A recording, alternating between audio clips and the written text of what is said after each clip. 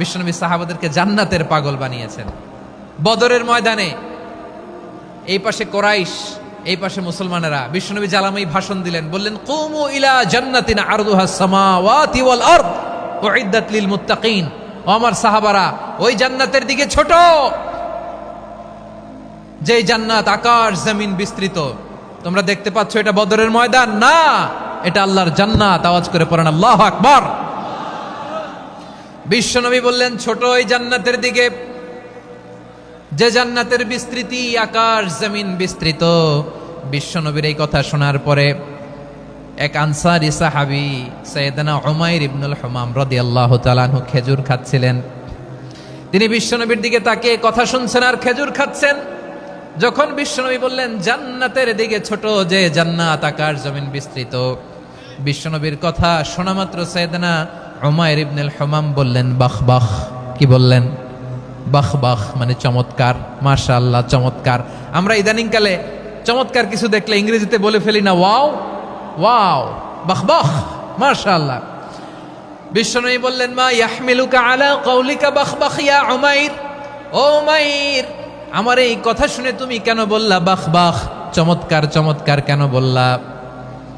সাইয়েদনা উমাইর ইবনে হুমাম রাদিয়াল্লাহু তাআলা আনহু বললেন ইয়া রাসূলুল্লাহ, আপনার এই কথা শুনে আমি বড্ড খুশি হয়েছি, আর আমি প্রত্যাশা করছি আমি যদি ওই জান্নাতের মালিক হতে পারি তাহলে কতই না ভালো হতো। সুবহানাল্লাহ বলেন।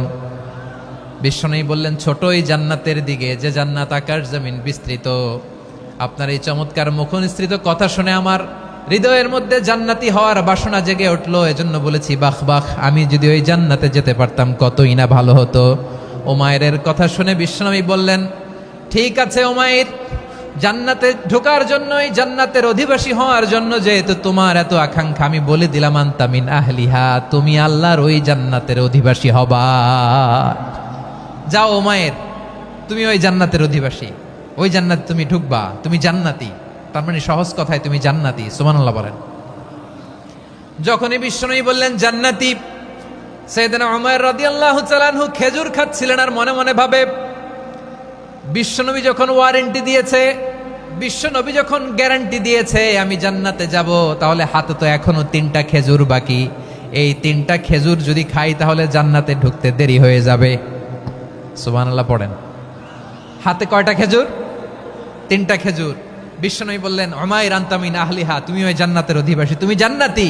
উমাইর চিন্তা করলেন আমি জান্নাতি, নবীর মুখ দিয়ে যখন বেরোইছে ওই জান্নাতে তো আমার ঢুকতেই হবে, কিন্তু হাতে 3টা খেজুর খেয়ে যদি জেহাদের ময়দানে যায় তাহলে জান্নাতে যেতে তো দেরি হয়ে যাবে।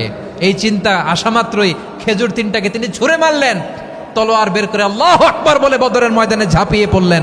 আল্লাহর শত্রুদেরকে কচুকাটা করে এক পর্যায়ে শাহাদাতের সুধা পেয়ে নিজেও জান্নাতি হয়ে গেলেন। পড়েন সুবহানাল্লাহ।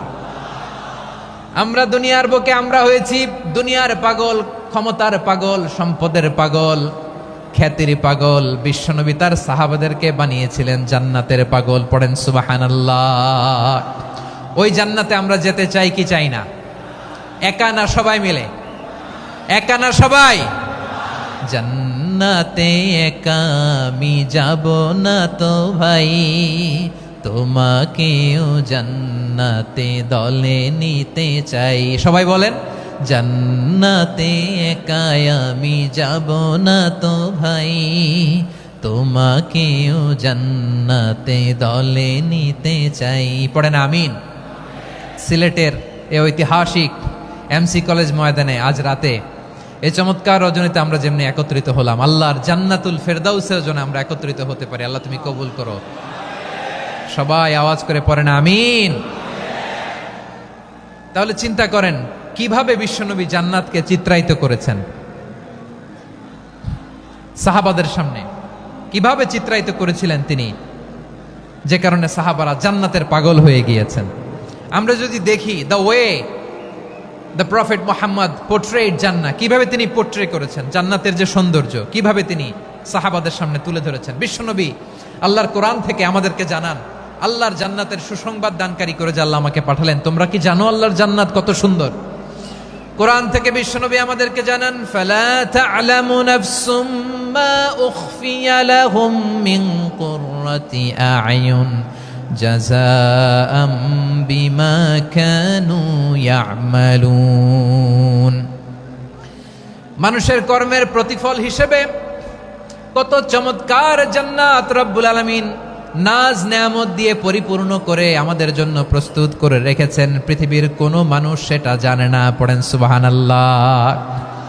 এটা যে কত সুন্দর, আমাদের আমলের প্রতিদান হিসেবে কত চমৎকার, fantastic, eye catching, fabulous paradise তিনি আমাদের জন্য রেডি করে রেখেছেন। এটা কেউ জানেই না, কল্পনাতেও আনতে পারে না। সুবহানাল্লাহ পড়েন। আবার হাদিসে কুদসিতে বিশ্বনবী ফরমান, রব্বুল আলামিন বলেন, আ'দাদতু লিইবাদিয়াস সালিহিন মা লা আইনুন রাআত ওয়ালা উযুনুন সামিআত ওয়ালা খাতারা আলা কলবি বাশার। আল্লাহ বলেন, আমার নেককার বান্দাদের জন্য এমন চমৎকার জান্নাত আমি রেডি করে রেখেছি, মা লা আইনুন রাআত, কোন চোখ সে জান্নাতকে দেখে নাই, ওয়ালা উযুনুন সামিআত, কোন কর্ণকুহর সেই জান্নাতের আওয়াজ শুনে নাই, ওয়ালা খাতারা আলা কলবি বাশার, মানুষ কল্পনাতেও জান্নাতের ছবি আঁকতে পারে না। সুবহানাল্লাহ, কল্পনাতেও ছবি আঁকতে পারে না। পৃথিবীর যত বিখ্যাত বিখ্যাত ডিজাইনাররা আছে সবাইকে একসাথে বসিয়ে যদি আমরা বলি জান্নাতে যে চেয়ারের মধ্যে আমরা বসবো, এই চেয়ারের একটা ডিজাইন করেন তো, কোটি কোটি ডিজাইনকে একসাথে করা হলেও জান্নাতের একটা চেয়ারের ডিজাইন হবে? প্রিয় সিলেট, আওয়াজ করে বলো, জান্নাতের একটা চেয়ারের ডিজাইন তারা করতে পারবে না? কেমন জান্নাতে আমরা যাব?